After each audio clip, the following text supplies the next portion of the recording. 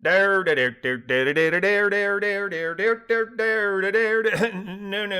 that's wrong. Dixie Diamonds, 156. Metz, Isabella Falls, Dixie, 8:30 p.m. Though presenting a glib facade of complete confidence concerning his future, Brent Carter Brency was both angry and anguished over his current state of ignorance and impotence. Inexorably making his way to Brisbane at the hands of Willie Alley as the ASIO agent piloted the Eagle aircraft 150B, he traveled ever onwards towards a promised jail cell at the devilish speed of 66.6 meters per second. Shackled and verbally abused, Brency's worries and anxieties grew greater and greater as he traveled closer and closer to Brisbane with its promise of imprisonment. Facade, an outward appearance that is maintained to conceal a less pleasant or creditable reality. Sitting in silent distress, BCB kept his head turned slightly to the right and watched the deepening darkness spread unrelentingly from east to west as the moonless night encroached farther and farther.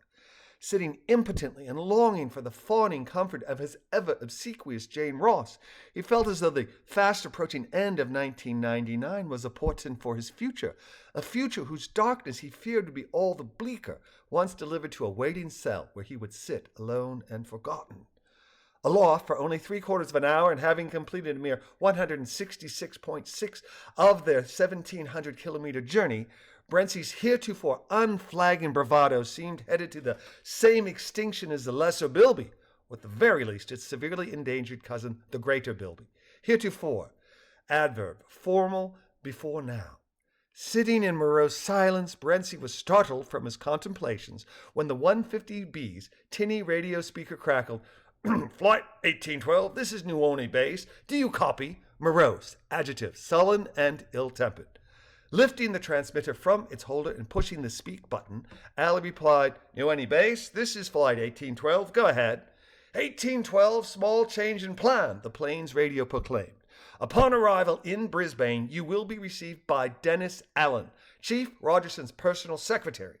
Allen will escort you and your prisoner to Government House rather than the Palin Creek facility. Please repeat. Alley, after blinking 3 times, again pushed the button on his transmitter and said, "Change in plan. I will be met at BNE by Dennis Allen. Mr. Allen will escort me and my prisoner to Government House. Over." 10-4, Agent Alley, the plane's radio said. ETA, I should touch down before 0400.